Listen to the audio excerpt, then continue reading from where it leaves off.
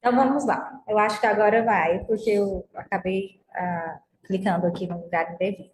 Então, quero dar as boas-vindas a todos vocês que estão aqui conosco, né, para a gente iniciar a sessão do grupo de estudos de dezembro do GAT 3, com o tema Saúde Mental Indígena, Bem Viver e Interculturalidade. E a palestrante de hoje é a psicóloga Milena Nunes de Almeida, que atua na Gerência de Saúde Mental da Secretaria do Estado da Saúde de Goiás. Ela é mestre em saúde coletiva pela Universidade Federal de Goiás e preceptora do nosso GAT no PET Saúde e Equidade. Então, muito obrigada, Milena, por estar aqui conosco, compartilhando, né, tanto conhecimento aí acumulado, viu? Muito obrigada. E temos também o preceptor Jovino, que atua, né, no CAPS Novo Mundo e também é preceptor do nosso GAT. Bom dia, Jovino. Bom dia. Então, nós funcionaremos da seguinte forma: a Milena vai ter aí cerca de 1h30 para trazer, né, a contribuição dela, né, nessa fala que ela preparou para nós. E aí, no final, nós teremos de 15 a 20 minutos para fazer o nosso diálogo, né, a nossa conversa. Então, estejam atentas, né, anotem pontos, tragam também, né, contribuições para a gente conseguir fazer esse diálogo. E já agradecer de antemão também o apoio aqui do Telesaúde, né, da Faculdade de Medicina da UFG, que nos recebe hoje com esse suporte. Então, Milena, fique à vontade. Muito obrigada. Bom dia. Então, eu sou Milena, né, como disse a professora Lídia, sou psicóloga, atuo hoje na Gerência de Saúde Mental, Secretaria de Estado de Saúde de Goiás, e vou iniciar aqui, né, a minha apresentação com o tema nosso de hoje, que é Saúde Mental Indígena, Bem Viver e Interculturalidade. E o meu lugar de fala é como psicóloga que atua, né, dentro da Gerência de Saúde Mental com saúde mental indígena, junto com as equipes de saúde dos territórios e o Ministério da Saúde, e também como pesquisadora nessa área. E eu vou iniciar falando um pouquinho de como que começou essa minha trajetória como psicóloga na saúde indígena. Vou tentar passar aqui o slide. Acho que já não está funcionando. É isso aqui mesmo? Assim? Não está passando.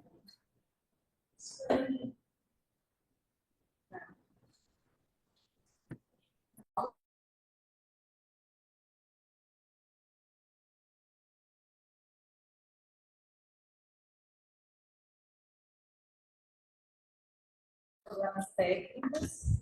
Eu iniciei, né, esse trabalho na saúde mental indígena, estando na gerência de equidade da Secretaria Estadual de Saúde, em parceria com a gerência de saúde mental.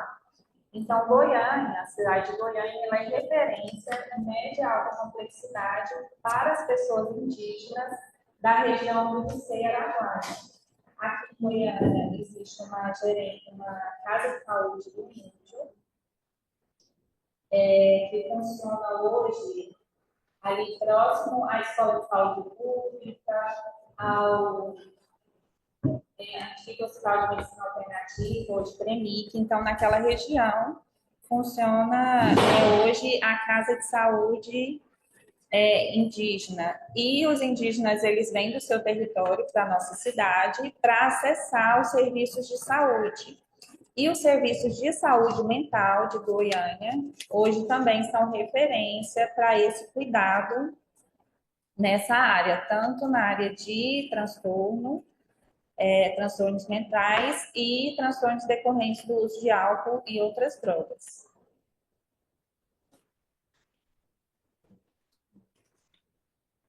Você pode passar?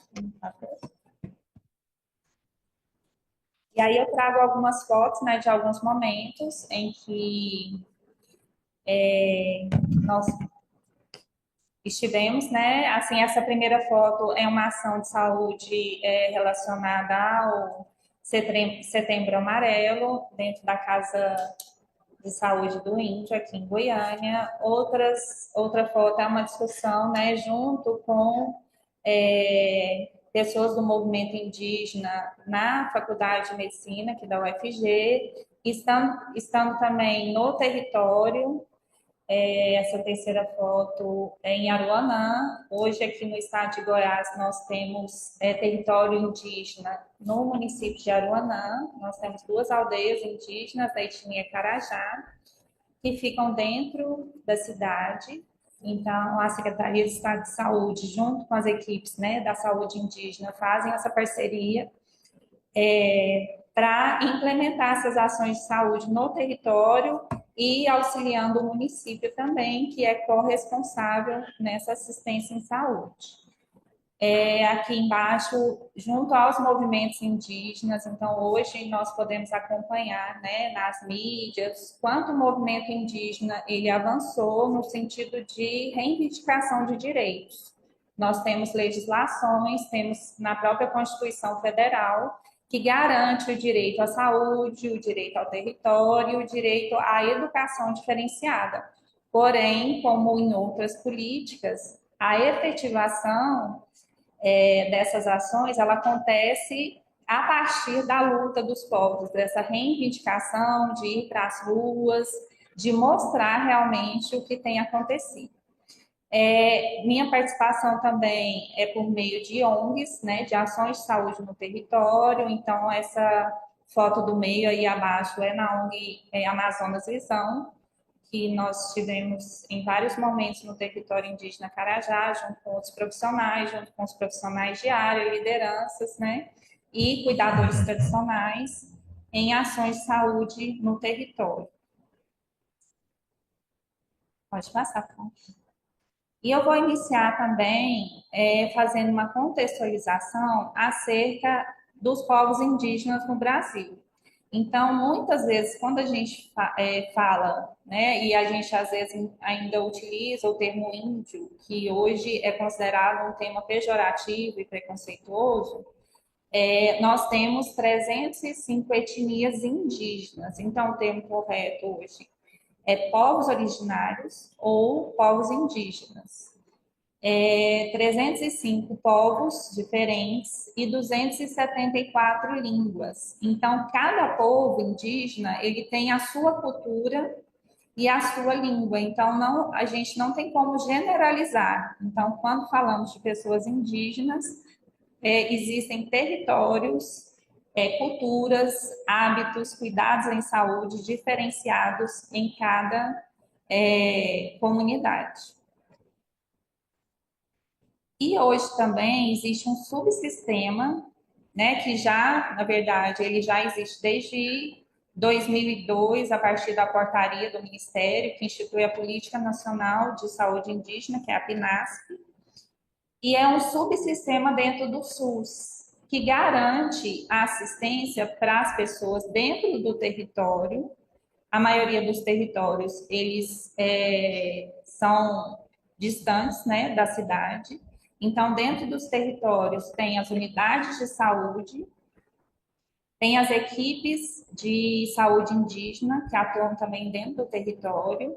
Existem os municípios próximos, que são os polo base de saúde, que dão também esse suporte. Naqueles casos, né, que não se consegue resolver dentro da comunidade, dentro da UBS, então tem UBS, tem agente indígena de saúde, profissionais de saúde, farmácia, então tem toda uma equipe dentro das comunidades. Precisando de um cuidado mais específico, essa pessoa ela é atendida no polo básico, que é o município mais próximo. Então, na saúde indígena é oferecida essa estrutura para que a pessoa que está lá dentro do território possa sair. Então, tem os carros, tem os motoristas, tem os agentes indígenas que fazem esse deslocamento também para um município próximo e, além dos municípios do polo base, tem os municípios de referência. Como eu disse, Goiânia é referência para o Distrito Sanitário Indígena Araguaia. E aqui tem uma CASAI, né, que é a Casa de Saúde do Índio, onde eles vêm e têm esse suporte para o acompanhamento em saúde na rede especializada de Goiânia. Então, aqui onde nós estamos, o HC, ele é referência, né, em média e alta complexidade, atende alguns casos de pessoas que vêm do seu território. Os CAPs de Goiânia também são referência, em especial o CAPS Novo Mundo, e depois eu vou falar um pouquinho sobre a portaria de incentivo financeiro do Ministério, que aqui no estado de Goiás, né, o CAPS Novo Mundo é o primeiro que aderiu a essa portaria, e que a partir daí tem um plano de trabalho e uma capacitação da equipe, uma adequação de serviço para um atendimento nessa perspectiva intercultural. Então, a proposta do subsistema é que a atenção seja diferenciada, com respeito e reconhecimento da eficácia das políticas de cuidados tradicionais, as práticas, na verdade. Né? Então, cada povo tem os seus cuidados tradicionais que devem ser respeitados pelas equipes de saúde. Então, o cuidado ele é compartilhado entre a equipe de saúde da saúde, do posto de saúde, né, como a gente diz, e os cuidadores tradicionais do território. Então, hoje nós temos 34 distritos de saúde indígena por todo o Brasil, que têm responsabilidade de organizar esse cuidado dentro do território. E como eu mencionei, os estados e municípios, eles fazem esse cuidado complementar na média e alta complexidade. Aí eu trago um trecho aí da política que traz o que é atenção diferenciada aos povos indígenas. Então, por que que tem que ser um cuidado diferente? Né? Para que esse cuidado, que é um dos princípios do SUS, a integralidade, ele seja garantido. E aí ele está de acordo com os princípios do SUS, que contempla a diversidade social, cultural, geográfica, histórica e política, de modo a favorecer a superação dos fatores que tornam essa população mais vulnerável aos agravos de saúde, de maior magnitude e transcendência aos brasileiros. Reconhece a eficácia de sua medicina e o direito desses povos à sua cultura. E quando a gente pensa, né, em saúde mental, é importante a gente se questionar, no contexto indígena, o que é saúde mental? Nós temos aquele nosso conceito como trabalhadores de saúde, como profissionais que atuam nessa área, que tiveram uma formação, né, na universidade. Então, mas quando a gente fala num contexto diferente cultural, é importante a gente se perguntar e principalmente perguntar para aquele contexto, para aquelas pessoas, o que é saúde mental para elas. Então, é um desafio muito grande, muitas vezes, para nós profissionais de saúde, lidar com essas demandas de saúde mental em contextos totalmente distintos dos nossos, né? E os desafios, eles são relacionados à dificuldade de acesso. Então, o CAPS, por exemplo, ele atende um território. Por que que ele é por território, por região de saúde? Justamente para favorecer que aquele usuário ele tenha acesso ou todos os dias, ou o dia inteiro, ou várias vezes na semana ao serviço, para que ele possa ser acompanhado de perto e o profissional que atua no serviço, ele tem que conhecer também aquele território, porque o cuidado não acontece só dentro do serviço, o cuidado acontece no território. E como que é cuidar, né, de pessoas que estão tão longe geograficamente? Então, isso é um desafio. Então, o acesso. Então, às vezes, a pessoa vem, fica uma semana aqui, vai 2, 3 vezes no serviço, ou precisa de um cuidado, como já aconteceu no CAPS Novo Mundo, né, de acolhimento noturno, mas está muito longe da família, longe do seu território. Então, esse é um desafio desse acesso à rede social às pessoas indígenas. Além disso, existem em alguns territórios profissionais de saúde mental, hoje em dia, devido à demanda crescente, né, a necessidade desse profissional nos territórios. Mas geralmente é um profissional por distrito de saúde e muitas vezes este distrito tem uma quantidade grande de territórios, numa distância geográfica grande também, então acompanhar as pessoas de perto também é desafiador. Além disso, as questões relacionadas ao preconceito, às iniquidades, às violações de direito, então pensar em saúde mental nesse contexto, é importante que se veja o indivíduo nesse processo histórico de violências, de relação com as pessoas brancas, as pessoas da cidade, uma relação que foi pautada nessas violências, nesse preconceito. Então, é necessário uma disponibilidade tanto do profissional quanto das pessoas atendidas para que esse diálogo possa acontecer, né? E isso não é algo que acontece de imediato. Então, é necessário mais tempo, o tempo é diferente. É preciso que se construa um espaço de confiança, um vínculo, para que esse cuidado ele possa acontecer. E aí a gente vai falar um pouquinho como que é a psicologia nesse contexto.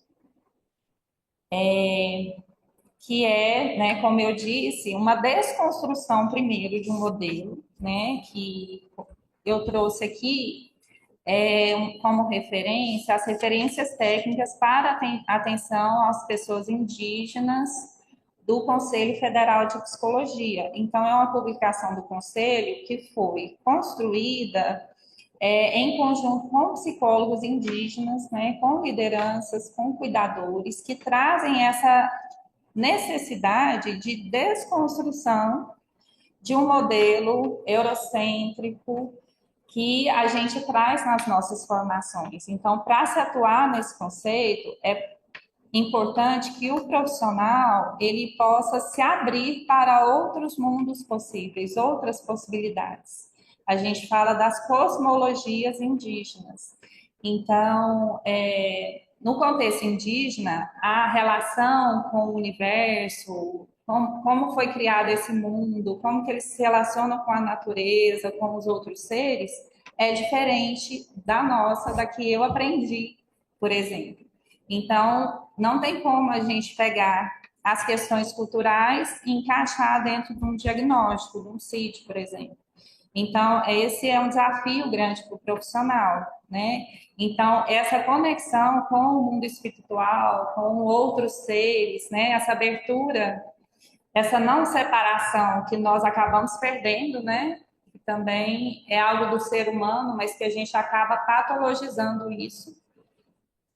É um cuidado, um dos cuidados, né? Que nós temos que ter na atuação com outras pessoas. Então, muitas vezes, nesse contexto, nós, no início, é um aprendizado, né? O profissional ele tem que estar disposto a aprender outras formas de cuidado, outras formas de ver o mundo. E, principalmente, o que é saúde para mim, que é diferente do que é saúde e do que é cuidado em outro contexto. E aí eu trago um pouquinho, né, sobre essa questão que eu já iniciei, sobre o histórico de violências, opressão e genocídio. Então, a gente precisa considerar. Eu já vi alguns profissionais dizendo: ah, eu fui atender a pessoa indígena e ela não falou nada.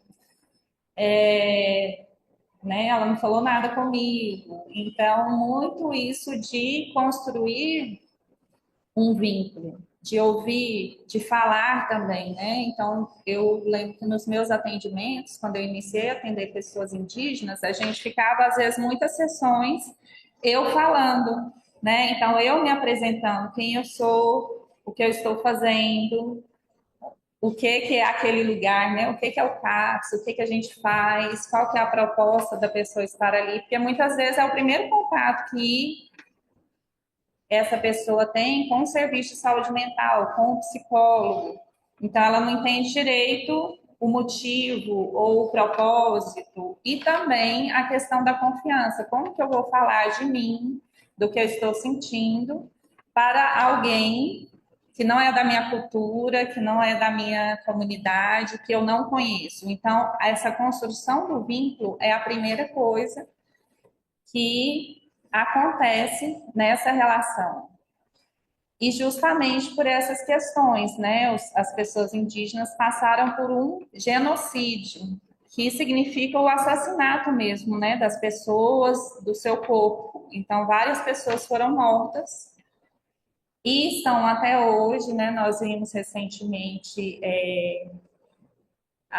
o problema aí com os povos Yanomamis, né, que estão numa região cercada por garimpo, e eles sofrem constantemente violências. Eles chegaram ao ponto de não ter nenhum acesso à saúde, né? E aí, quando isso veio à tona, foi feita uma série de ações, mas eles continuam tendo seus direitos violados e o seu território também violado. E para as pessoas indígenas, o território é a mesma coisa que o seu corpo. Então, a separação disso não existe. A violência ao território é uma violência ao próprio corpo.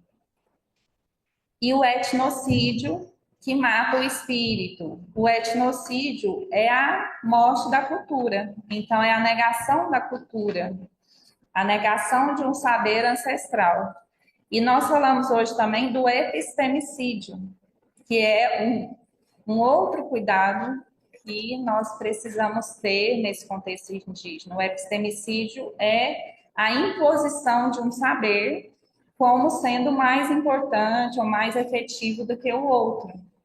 Então, quando em contexto indígena, nós, né, eu como profissional digo que o que eu estou dizendo, o que eu acho, o que eu penso, o que eu aprendi é o que é o certo, e que o outro que ele está me dizendo não tem significado, eu estou cometendo um epistemicídio. Então, ao invés, né, de estar oferecendo cuidado, eu estou reproduzindo, né, situações de violência quando eu não considero o saber do outro e imponho a minha forma, né? Então, quando eu digo que essa conexão espiritual é uma esquizofrenia e precisa de uma medicação, porque isso não pode acontecer, né? Eu estou exagerando um pouco. Ou mesmo algo relacionado à nutrição. Então, se o cuidado que eu ofereço à minha criança, aos meus filhos, é considerado por uma enfermeira ou por um médico algo que não é certo, eu estou, né, impondo o meu saber. E as equipes de saúde, às vezes as pessoas me perguntam, mas então como que eu vou cuidar? Como que eu vou oferecer essa ajuda? Então, esse cuidado, ele tem que ser construído. Ele é construído junto com a comunidade. Então, os profissionais de saúde têm sim muito a oferecer, mas desde que isso não seja imposto e nem invisibilize, né, o saber do outro. Então, é uma construção coletiva, sempre. Eu trago aqui algumas imagens, né? Essa aqui é do povo Carajá, de um ritual importante que eles fazem, que trazem essas figuras, né, ancestrais e essas figuras do mundo espiritual em seus rituais. E aí a gente vem falar de interculturalidade, da importância da interculturalidade, que eu trago aqui como tema de hoje também, que é justamente, né, reconhecer as diferenças. Então, as diferenças entre perspectivas e das interpretações sobre o que é processo de saúde, doença e morte. E falando, né, nessa questão da relação com a morte, por exemplo, e dos processos de saúde e doença, durante a pandemia isso ficou muito evidente, porque novamente foram, né, disponibilizados protocolos de saúde, orientações para a população de isolamento.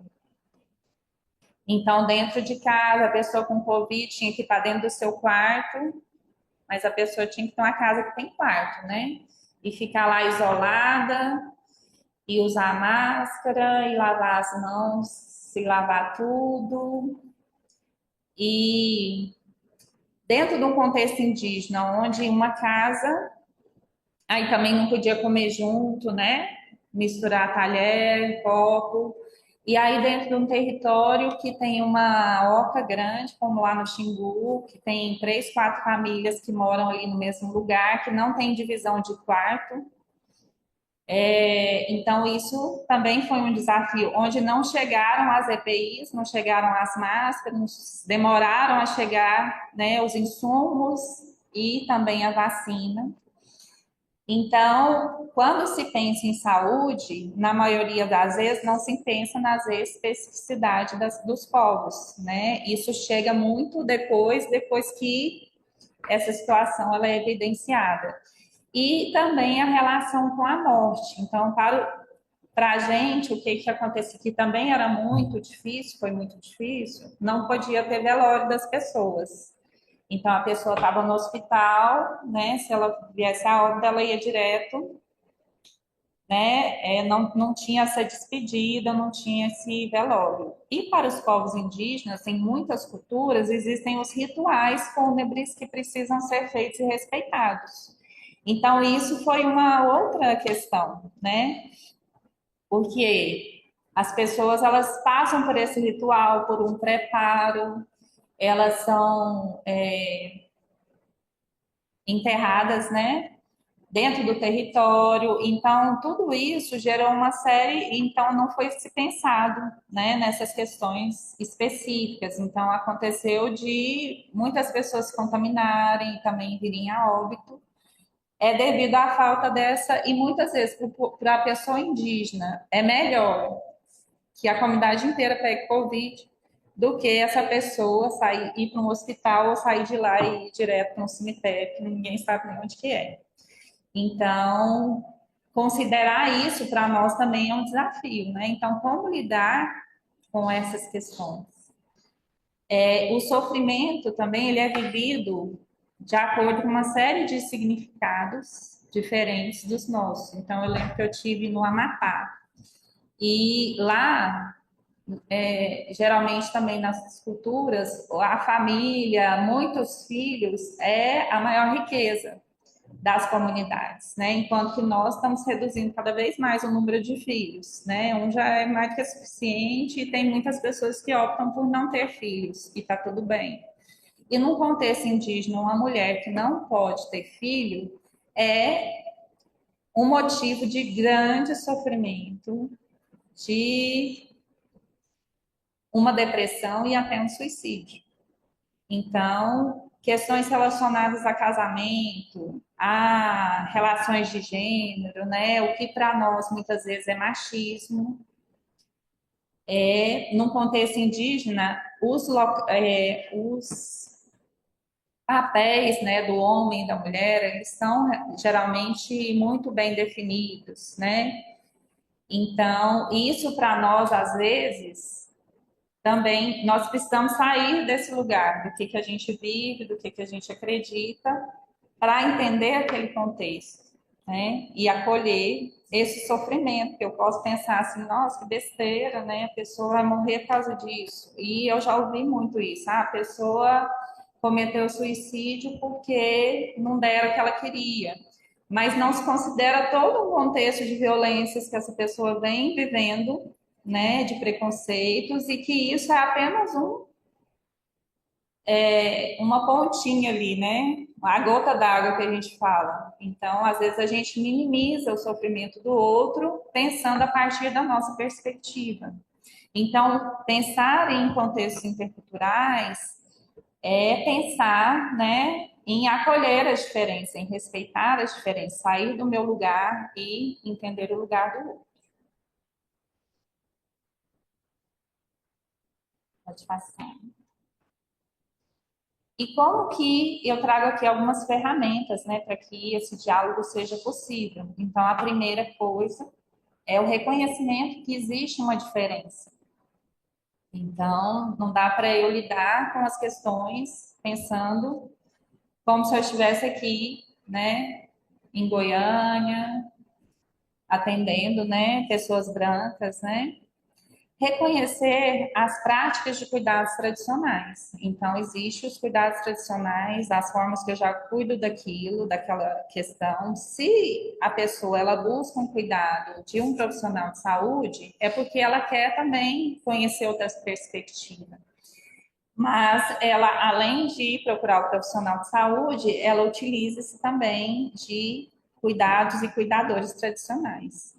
Então, é importante também desconstruir as certezas técnicas e diagnósticas. Reconhecer que as práticas em si são ocidentais, têm classe social, raça, sexo e ditam uma forma de ser e agir.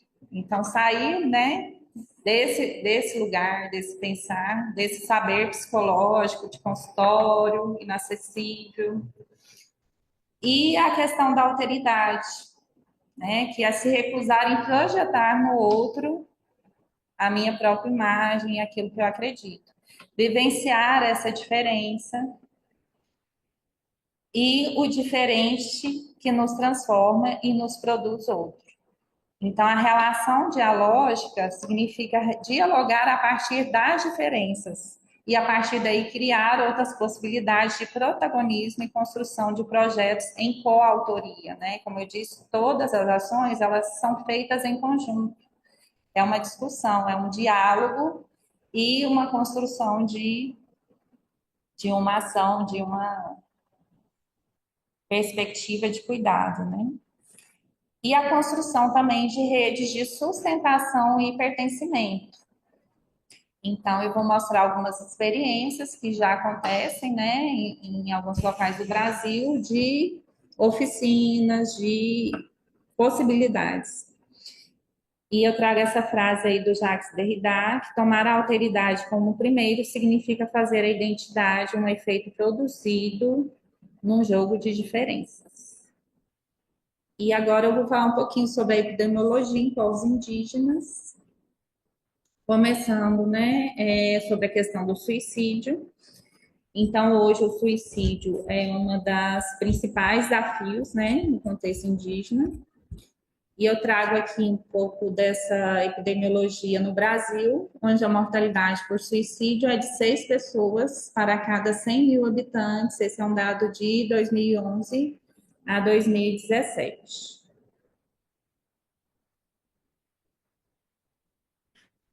E o Brasil registra um aumento de 14,3% nesse mesmo período na taxa de mortalidade por suicídio por 100 mil habitantes. E a maioria do sexo masculino. No próximo slide também, então, assim, geralmente sexo masculino e pessoas mais idosas, né? A gente tem na estatística que as mulheres tentam mais, mas que efetivam mais são os homens. E na nossa, né, sociedade, geralmente são os mais velhos.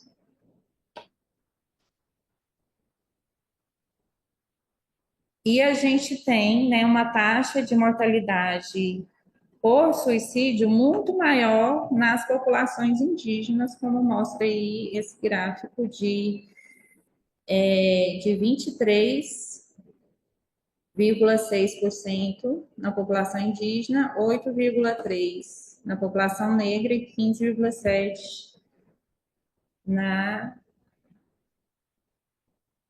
Eu acho que deu Não, eu estou confundindo aqui. Mas, assim, esses gráficos, eles têm ali primeiro, né, na população branca, na população negra, amarela, e na população indígena é o índice maior. Eu acho que esse do meio é mais relacionado ao sexo e à idade.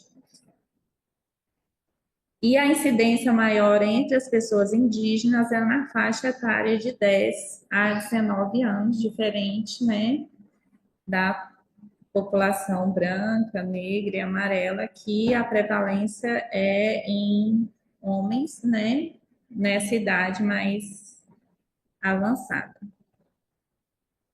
E aqui eu trago aqui o mapa do Brasil e destacando as regiões onde esse índice de suicídio ele é maior. Não pode deixar. Pode passar. Só ia achar que mais. E também outra questão de saúde mental, né, que mais prevalente na população indígena é o consumo de álcool. E muitos casos de suicídio, aqui ele mostra os dados dos indígenas aldeados, eles estão relacionados ao uso frequente de álcool. Então, 52, nesse período, né, de 2019, 52% dos casos de suicídio estavam relacionados ao uso de álcool. Pode passar. E quando a gente pensa nas motivações para o suicídio nesse contexto, existe uma multiplicidade de pontos de vista que são importantes a gente pensar para desenvolver estratégias de prevenção. Então, tem as questões relacionais, que é a passagem para a vida adulta, os conflitos conjugais, os conflitos entre as gerações. Na passagem para a vida adulta, no contexto indígena, em muitas culturas, não existe o período da adolescência. Então, tem os rituais de passagem, tanto dos meninos quanto das meninas. Então, da infância, eles já passam para a idade adulta. Por isso que a gente tem, assim, geralmente eles têm filhos mais jovens, né? Até porque eles têm muitos filhos, eles se casam mais cedo, porque essa passagem para a vida adulta ela acontece mais cedo do que em nossa sociedade. E hoje também temos muitos conflitos conjugais. Com a proximidade, né, da nossa cultura, alguns hábitos eles mudaram, né? Isso traz conflitos conjugais, porque muitas vezes é difícil manter a cultura, né, nos casamentos, na criação dos filhos, por causa de influências de outras culturas, né? Isso traz benefícios, mas traz também prejuízos, né? E muitos deles a gente percebe nesses conflitos entre gerações. Então, os adolescentes, né? A gente não tem essa fase, mas a gente fala assim, né? As crianças, as pessoas, né? Indígenas, já não, muitos deles não querem seguir os mesmos padrões, os mesmos rituais do que os seus pais, avós. E isso gera muito conflito. E esses conflitos muitas vezes são motivos para vir ao suicídio, né? Para chegar a isso. Também os contextos de violência. Então, a gente já falou sobre os Yanomami, por exemplo. Então, conflitos de terra, de território, pessoas que vivem em constante violência ali, psicológica, violência física, ameaça. Isso também são questões que favorecem o suicídio nesse contexto.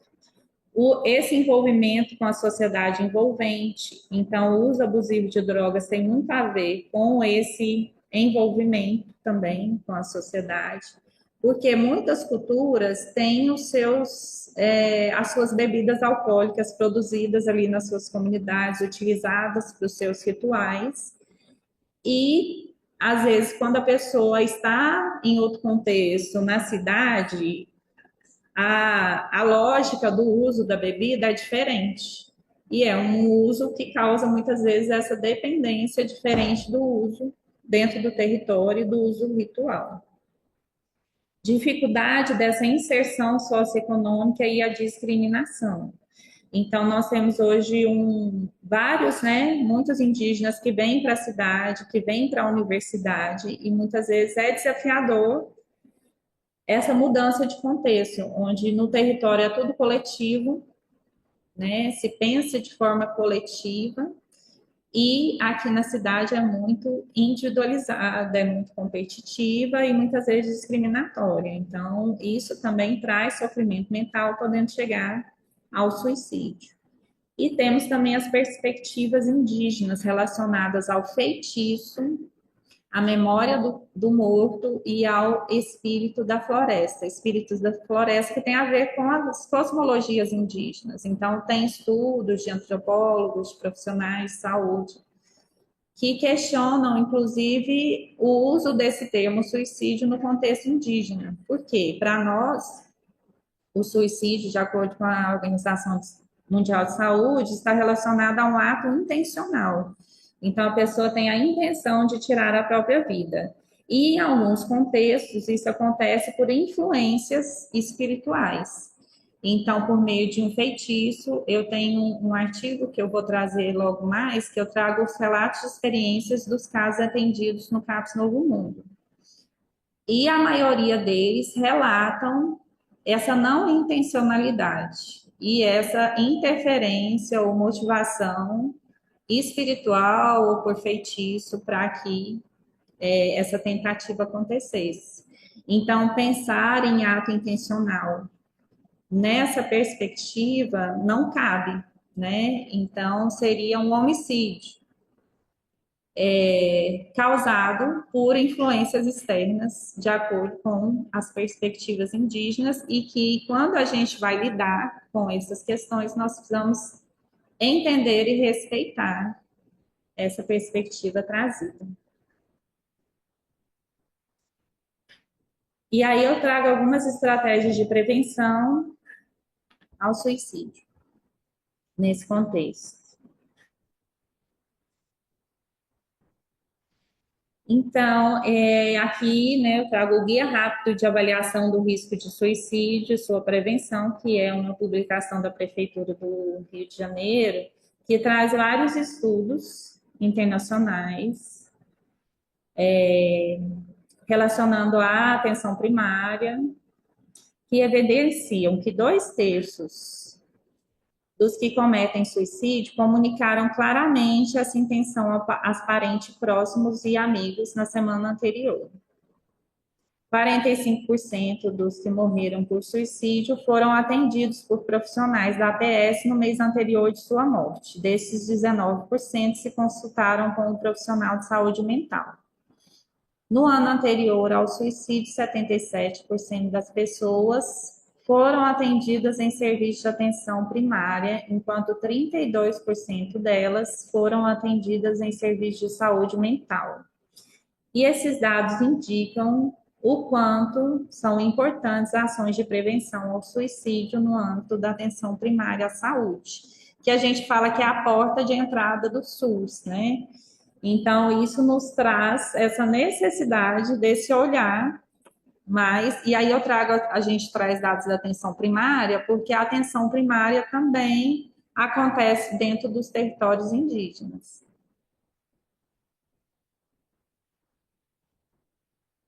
E aí eu trago novamente, né, a política de atenção integral, na verdade é essa agora, eu trouxe antes a PNAS, que é a Política Nacional de Saúde Indígena, e existe uma política de saúde mental a populações indígenas, que traz, né, novamente a importância de se respeitar a capacidade das comunidades, os seus valores, economias, tecnologias, os seus modos de organização para lidar com os problemas da comunidade.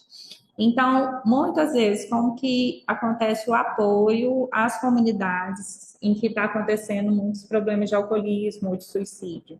Então, é feita uma roda de conversa com as lideranças, com pessoas da comunidade, com os cuidadores tradicionais, numa forma de resgatar esses saberes, porque são questões que, na maioria das vezes, não são comuns daquelas comunidades. Então, como que isso começou a acontecer e como que isso era cuidado, ou é algo que já acontecia antes, mas que tinha um cuidado. Então, que cuidado é esse que deixou de acontecer? Como que é possível resgatar esses cuidados? Porque a própria comunidade, ela traz alternativas, traz as formas como eles acreditam que esse cuidado precisa ser realizado e, claro, com a ajuda e com o suporte também dos profissionais de saúde naqueles casos que são necessários esse suporte também, mas sempre nessa perspectiva de que quando a gente fala em psicologia indígena, né, existem várias psicologias indígenas. a saúde mental indígena. Cada cultura, cada etnia tem as suas próprias formas de cuidar da saúde indígena. Então, se eu entrei em desequilíbrio, eu atendi uma pessoa indígena no território indígena Wayampi, no Amapá, que trouxe essa questão do suicídio relacionado à cultura. Então, ele dizia que de tempos em tempos ele tinha esses pensamentos, né, de autoextermínio, que a gente chama aqui. E ele tinha a sua estratégia de cuidado. Então, de acordo com a cultura dele, andar sozinho em locais que tinham os donos dos locais são espíritos da floresta. Se você anda sozinho ou se você desrespeita as regras, né, da natureza, o espírito amarra o seu pescoço. E na nossa cultura nós chamaríamos disso de enforcamento, né, de suicídio por enforcamento. Mas na cultura eu estava fraco mentalmente, então se eu andar sozinho por esses locais, ele pode amarrar o meu pescoço. Então qual que é a estratégia que ele utilizava? Ele nunca andava sozinho por esses locais que ele sabia que tinha esse risco, né? Então ele quando ele se sentia fraco, ele buscava a sua rede de apoio, ele andava acompanhado. Então ele já trouxe o problema e ele já trouxe a estratégia. E essa estratégia que ele utilizava para o seu autocuidado em saúde mental, ele repassava para os jovens da sua comunidade. Então, respeitar, né, essas formas, essas outras visões de mundo são muito importantes, né? E o que é difícil, às vezes, no profissional, porque quando a pessoa traz que ela tem ideação, a primeira, muitas vezes, né, em alguns casos, antes de saber, antes de ouvir, antes de perguntar, é medicalizar. Então, esse cuidado num contexto totalmente diferente do nosso, ele é essencial. E confiar que as estratégias, elas são eficazes, né? Outras estratégias de prevenção e autocuidado. Qualificação da vigilância epidemiológica e do óbito.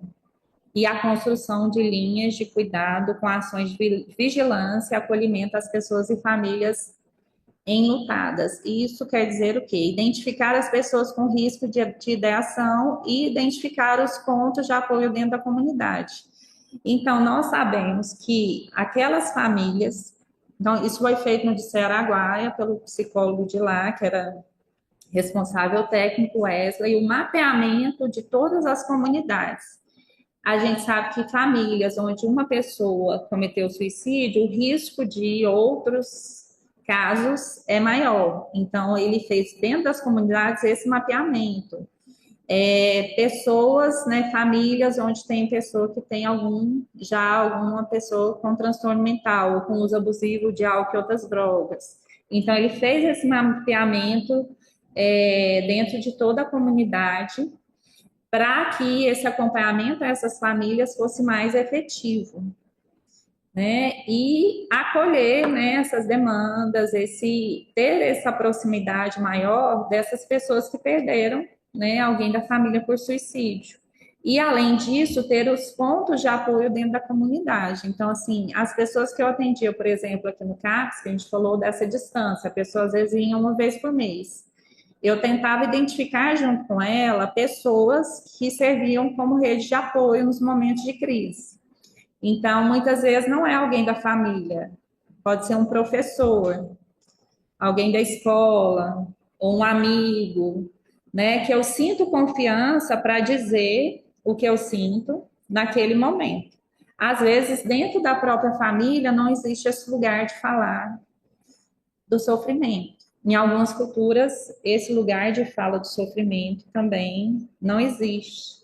Então, a gente criar dentro da comunidade estratégias que seja junto com profissionais de saúde do território é muito importante para essa prevenção e o cuidado.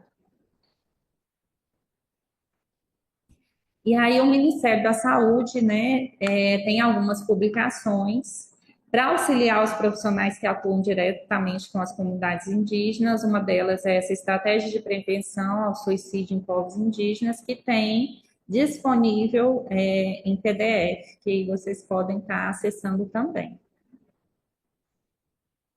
Eu trago aqui algumas boas práticas, né, que já acontecem.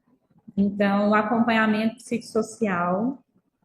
Essa é uma experiência lá do DICEI do Rio Solimões, Mato Grosso do Sul, que observou que pessoas com histórico de tentativa de suicídio, que são acompanhadas por profissionais de saúde mental, dificilmente reincidem na tentativa. Então, essa informação é reafirmada na literatura científica sobre suicídio da população em geral, que é de Bottega, de 2006. Assim, constata-se que a identificação de pessoas com ideação e o encaminhamento psicossocial são efetivos na prevenção dos óbitos por suicídio. E também outra experiência, que essa, como eu disse, né? Comecei a falar aí do Vale do Araguaia, a formação de sentinelas também foi uma estratégia de apoio comunitário desenvolvida nessa região do Vale do Araguaia, região do Dicê Araguaia, aqui, Goiânia é referência, né? Também foram formados sentinelas, que são os profissionais de saúde, né, dentro do DICEI, ou pessoas dentro da comunidade que têm vínculos próximos com as pessoas com ideação e passam a compor a rede de suporte comunitário e psicossocial para garantir a proteção, valorização da vida. Então, esses sentinelas não necessariamente são profissionais de saúde, mas eles são acompanhados e orientados, né, por esses profissionais de saúde dos distritos sanitários indígenas. E o projeto terapêutico singular, né, que passa pelo vínculo e sair do silêncio, da vergonha, caminhar em direção à percepção de si mesmo e à possibilidade de ser sujeito da própria vida e protagonista da sua história.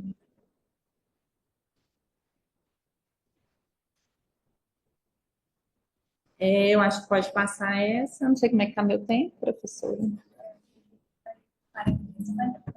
Sim. Eu trago algumas publicações também de pessoas indígenas. Então, esse primeiro é da psicóloga da etnia Caigangue, e ela fala sobre a psicologia do povo Caigangue. É uma publicação bem interessante, que ela fala da sua experiência como indígena vindo para a cidade, para a universidade, as dificuldades, os preconceitos, as desistências e o fortalecimento, como ela foi cuidada e fortalecida na sua comunidade, no seu povo, cuidando da sua saúde mental para conseguir retornar e concluir o seu curso e poder auxiliar seu povo nas questões de saúde mental. Então, é uma publicação muito interessante de conhecer. Esse segundo, Pintando a Psicologia de Genipapo e Urucum, é de um grupo de psicólogos indígenas da ABIPSE, que traz também essa perspectiva, né, indígena no cuidado em saúde mental. Então, são só psicólogos indígenas, autores dessa publicação. Pode passar. Eu trago também as publicações do Ministério da Saúde, que tem aquela que eu trouxe, que de prevenção ao suicídio. Ele é um conjunto de 5 livros que traz atenção psicossocial aos povos indígenas. Então, como que é essa aproximação da rede de atenção psicossocial e as equipes de saúde indígena? Então, como que isso se dá? Pode voltar um pouquinho? Essa outra são as referências técnicas de atuação de psicólogos junto aos povos indígenas. É uma publicação mais recente, se não me engano, de 2023, do Conselho Federal de Psicologia. E essa também são referências técnicas e ele amplia mais para os povos tradicionais. Então, ele traz também os povos indígenas, mais as populações quilombolas, ribeirinhas. Então, todos eles tratam dessa interlocução, né, e do cuidado em psicologia em contextos culturais diversos.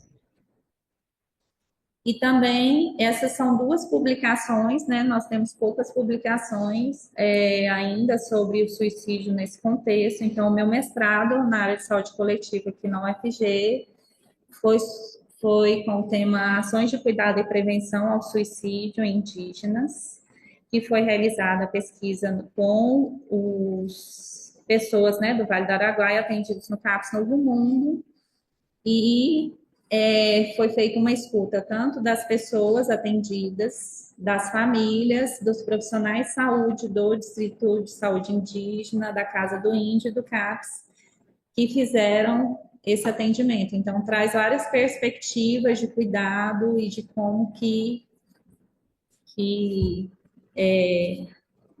dessas possibilidades, né, de cuidado intercultural.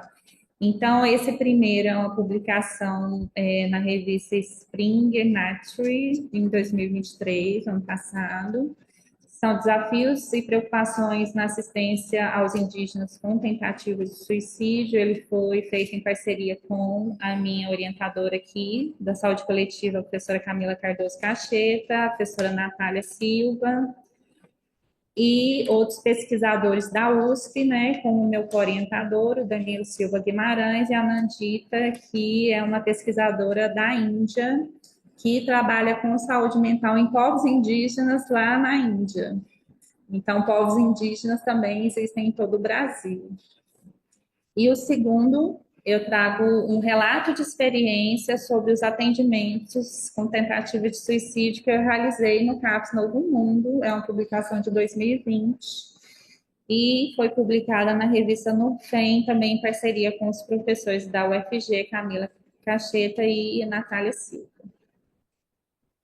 Vou falar um pouquinho agora, já finalizando, sobre a promoção do bem viver. Então, o que é esse bem viver que a gente tem ouvido tanto falar ultimamente, né? O tema do Congresso Brasileiro de Saúde Mental desse ano, que aconteceu em Belém do Pará, que eu tive a oportunidade de participar, foi ancestralidade e bem viver. Então, esse é um tema hoje utilizado principalmente aí, né, nos países da América Latina e também entre os povos indígenas. Aqui eu trago o conceito do povo Guarani. Ele está relacionado a diferentes modos de viver e ser dos povos indígenas. Então, é um modo de ser e viver vinculado com o todo, que é com o território, com o corpo, com o espírito, com essas concepções de saúde e doença, considerando que a saúde é um reflexo da harmonia em todos esses aspectos relacionados, interrelacionados, né? Então, como eu disse, a violência ao território é a violência ao meu corpo, é a violência à minha saúde mental. Então, esse lidar com a saúde de forma integrada, integrando o território, espiritualidade, cultura, é o que significa esse bem viver. E é um resgate também desses saberes ancestrais que a gente tem vivido muito isso na saúde, né? Essa necessidade de retomar esses saberes, principalmente no cuidado à saúde mental, no cuidado ao clima, né? Que hoje nós temos tido muitos problemas relacionados a essas mudanças climáticas, a adotar hábitos mais sustentáveis que garantam não só a saúde da pessoa, mas a saúde do planeta, porque está tudo interligado. Então, o que afeta a natureza, o que afeta o planeta, afeta, consequentemente, o meu corpo e a minha saúde mental, a minha saúde como um todo. Então, é o que traz esse conceito de bem viver, que tem sido utilizado aí em várias áreas, né, hoje em dia. E ela traz a proposta também da articulação dos saberes. Então, a articulação dos saberes ancestrais, né, dos cuidadores tradicionais, dos pajés, das parteiras, das raizeiras, que são detentores de saberes tradicionais e que conectam também com a espiritualidade. E eu trouxe aqui um texto aqui, né, um fragmento de texto do Sérgio Arouca, que fala que a reforma sanitária criou o SUS, mas o núcleo desumanizado e medicalizado está errado.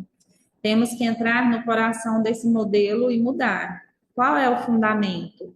Primeiro é a promoção da saúde e não da doença. O SUS tem que, em primeiro lugar, perguntar o que está acontecendo no cotidiano e na vida das pessoas e como eu posso contribuir para torná-la mais saudável. E aí eu trago algumas fotinhas das minhas visitas aos territórios indígenas, nessa trajetória que já tem 10 anos, né, que eu comecei ali na saúde mental do estado em 2014, quando o de Araguaia veio pedir ajuda à Secretaria Estadual de Saúde para encaminhamento de casos, né, que eles não estavam conseguindo, mesmo Goiânia sendo referência, né, de alta complexidade, não estavam conseguindo esse acompanhamento, e uma das causas principais, né, que eles precisavam desses encaminhamentos eram os casos de saúde mental mais relacionados ao suicídio. Então, nesse período, nós, da Secretaria Estadual de Saúde, junto com o Ministério da Saúde, fomos ao território pela primeira vez em 2014, do de Araguaia, visitamos todas as aldeias, conversamos com as lideranças indígenas, com os cuidadores tradicionais, conhecemos o território, a cultura e fizemos algumas rodas de conversa com os profissionais de saúde.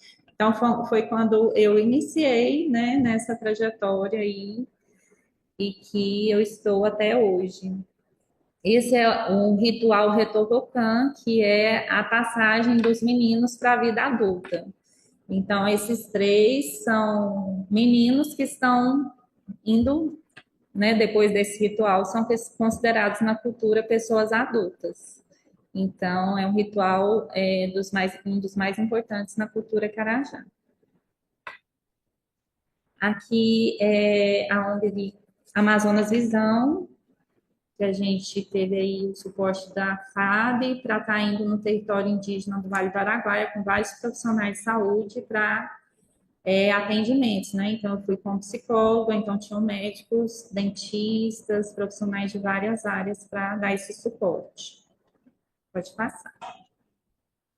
Aí, é na aldeia Fontoura, que eu fui numa ação da Secretaria Estadual de Saúde, foi recebida por esse ser aí que veio falar comigo, e eu gosto muito dessa foto, que é bem significativa, né? Porque na cultura Carajá, as pessoas, quando elas morrem, elas voltam em forma de animais.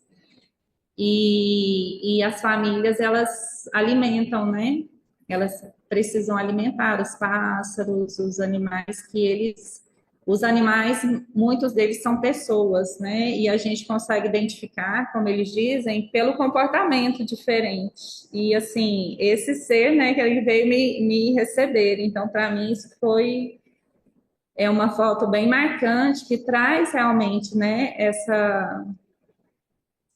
essa cosmologia, né? Então, se abrir para outras possibilidades, né? Porque, assim, esse olhar, né? Ele comunica, né? E não foi para dar tempo de tirar a foto, essa conexão, ela durou, assim, uns minutos. Então, é uma foto bem significativa desse contexto, né? Aí, no Xingu, com várias meninas, então é a riqueza do povo, né? Que são os filhos. Então, são muitas crianças nos territórios indígenas, que é justamente a perpetuação dos povos, né, que foram, né, muitas vezes tentaram exterminar, né, então eles resistem e têm aumentado aí as pessoas indígenas nos territórios cada vez mais. Esse também é um ritual do Xingu. Esse é um atendimento com a ONG Doutores da Amazônia, também de uma pessoa que estava há um ano em confinamento devido ao luto. Então, a mulher, né, nessa cultura, nessa etnia, quando o marido morre, ela fica um ano ou mais sem poder sair de casa.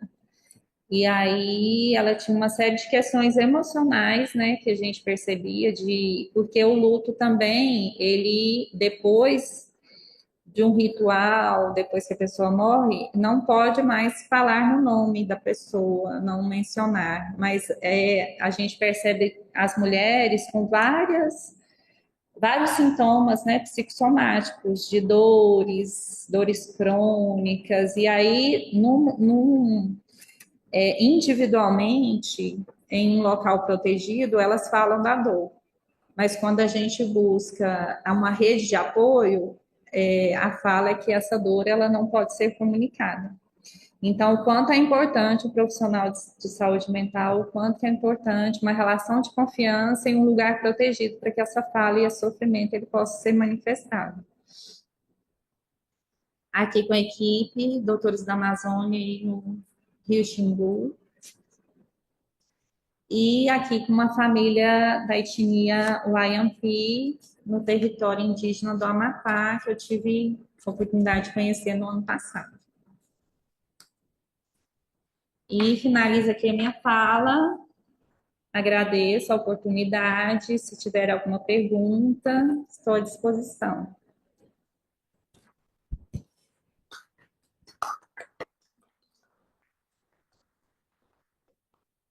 Helena, muito obrigada. Acho que ela levou a gente numa viagem, né? Para vários lugares do Brasil. Não só isso, mas em outras formas de ver o mundo, né? Sim. Abrindo janelas, perspectivas.